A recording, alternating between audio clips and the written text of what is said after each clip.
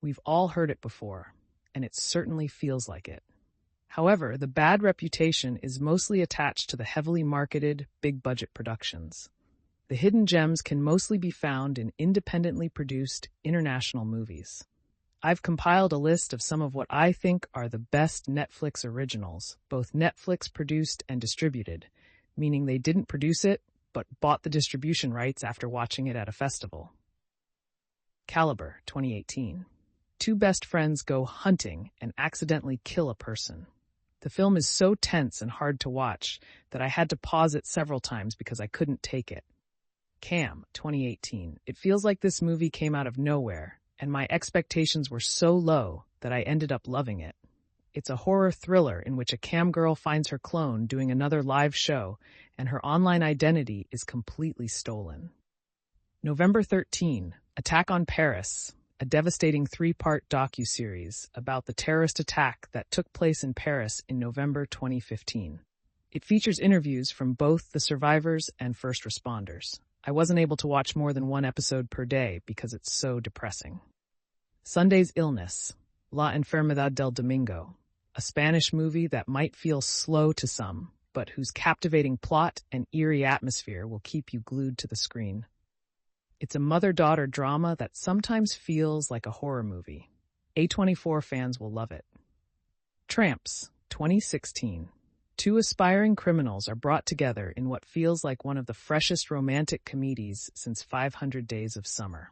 Mirage, 2018. Another Spanish movie, this time a sci-fi thriller in which a storm breaks the space-time continuum, causing a parallel universe and giving the main character a chance to possibly prevent a tragic accident. Think of it like Frequency meets Fringe. I Don't Feel at Home in This World Anymore, 2010. A dark comedy where a woman teams up with her eccentric neighbor to get revenge on the people who robbed her apartment. It's extremely entertaining, but when you think about it, it's a weird love story. Amanda Knox, 2016. True crime fans will enjoy this documentary about an American girl who allegedly murdered a student in Italy.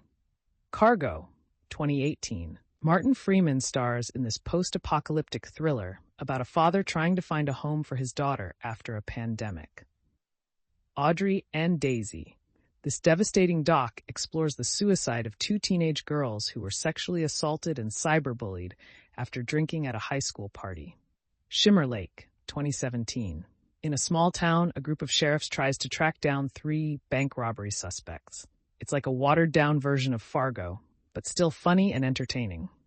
The Boy Who Harnessed the Wind, 2019. A boy tries to save his family from famine by learning to build a windmill on his own. One of Us, 2017. A documentary where some members of Brooklyn's Hasidic community open up about the emotional toll and consequences of trying to leave their community. The Discovery, 2017. The movie's universe is one where the afterlife has been scientifically proven. Critics kind of trashed this one. It has 44% on Rotten Tomatoes. But as a lover of sci-fi and metaphysical questions, the film presents a lot of interesting ideas, and it's impossible not to be captivated by it if you like those themes. Gerald's Game, based on Stephen King's novel, a woman is left handcuffed to her bed after her husband suddenly dies while trying to spice up their sex life.